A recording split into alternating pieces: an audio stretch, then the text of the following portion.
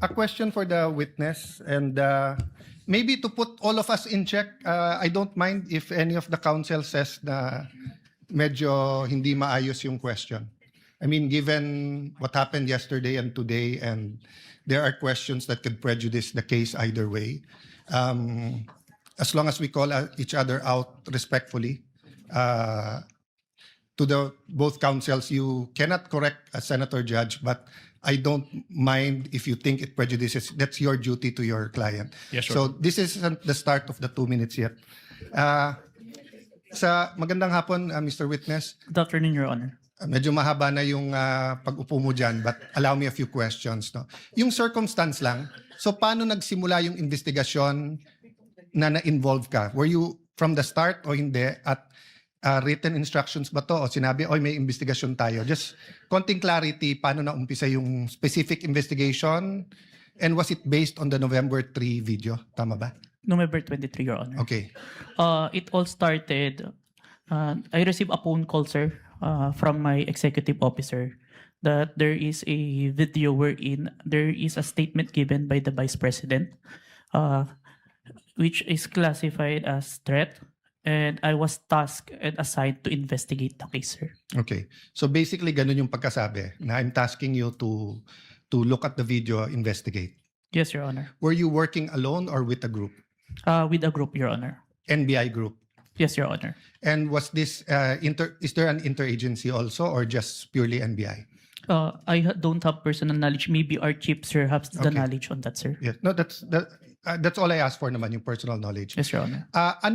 So pakiulit mo yung sinabing, how exactly sinabi sa'yo na tignan mo yung video, imbestigahan mo, or may statement? So, To be specific, sir, as far as I remember, may statement si Vice President regarding the November 23 press conference na kung saan may pagbabanta na naganap, Okay. pakiimbestigahan. pakiimbestigahan. So, ganun ka-general. May Yes po. pagbabantang naganap, pakiimbestigahan. Yes po. And you proceeded by watching the video. Yes, Your Honor. And when you watched the video, you got to the part na may pagbabanta. No, Your Honor, I first don't know which part of that. So, you watched the whole video, of course. First, the clippings, Your Honor. Okay. Then, I look for the whole video, Your Honor. Then you watched the whole video. Yes, Your Honor. And thank you for your honesty. So, after the clipping, tapos the whole video, what did you do next? You reported or you made your recommendations? I don't understand the process lang kasi. Upon identifying the whole video, I informed my executive officer that I identified the video, Your Honor. And then yung sinabi mo yesterday, then you started looking for patterns. That's why you looked at yung dating mga video ni Vice President. Yes, Your Honor. So you started investigating the threat against the President, the First Lady, and the former Speaker of the House. Yes, Your Honor. Did you investigate the threat against the Vice President? We tried, Your Honor. How did you try? It is included in our letter to the Vice President, Your Honor. That's why we were inviting her to proceed to our office to investigate the threats to her life, Your Honor.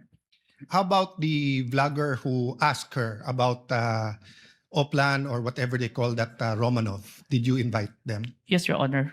And did they testify? The Princess Maui did not appear, Your Honor. Did not appear. Did you also look for previous videos that are threatening to the Vice President? We look on the Romanov part, Your Honor.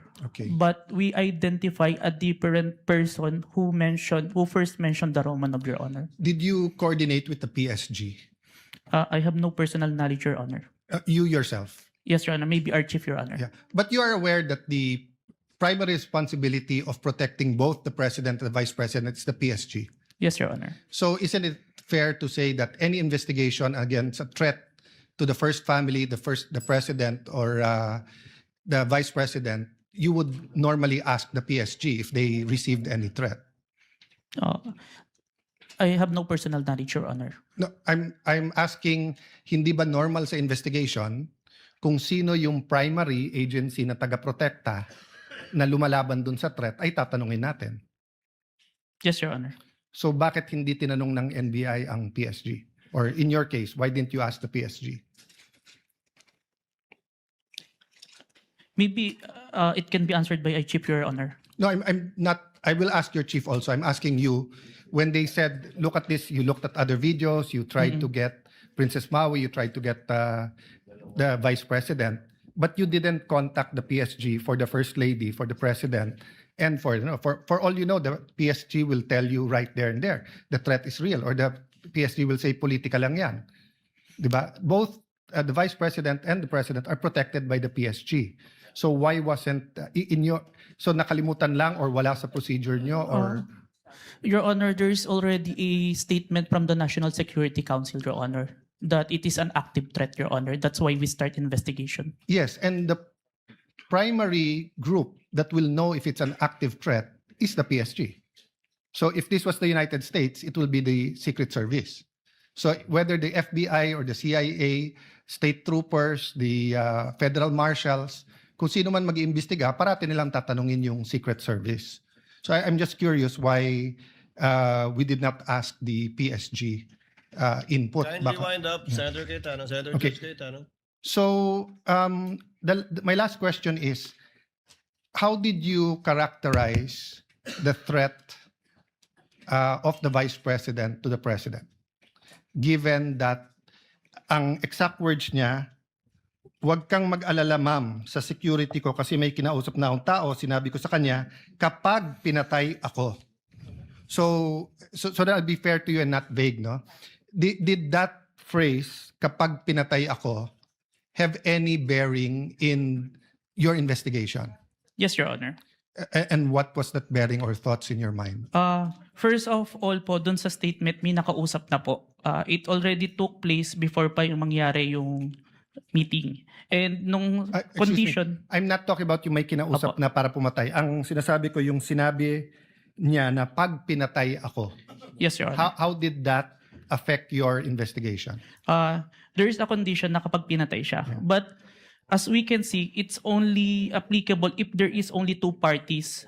The statement make a loophole wherein a third party can use that na kapag namatay si BP, ma-execute ngayon yung statement ni BP na may nakausap na siya without the participation of the one mentioned, the President, the First Lady, and the Speaker of the House, Your Honor. That's fair. But what I'm saying is that in your reports, did you characterize it as a conditional threat? Kasi kung hindi naman siya pinatay, the logical implication is that there's no threat against the... So I'm not saying it's not illegal, immoral to contract a killer. I'm just trying to follow the logic na pag sinabi kong pakukulong kita, Mr. Witness, pag nagsinungaling ka under oath, then it's actually not a threat. It's a legal... I'm just telling you the law, di ba? Pero pag sinabi kong pag hindi ka sumunod sa akin, ano yung kita? So that's my last question lang. So how did you characterize that? It wasn't a conditional in your mind because may kinausap na? Even with or without, sir, it's still considered a threat as long as the I have no doubt there. I'm just asking, is it a conditional threat?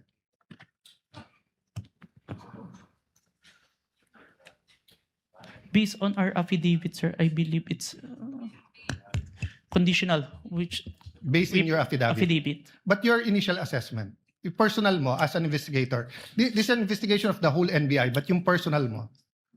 The threat is absolute, sir. Okay. Thank you, Mr. President.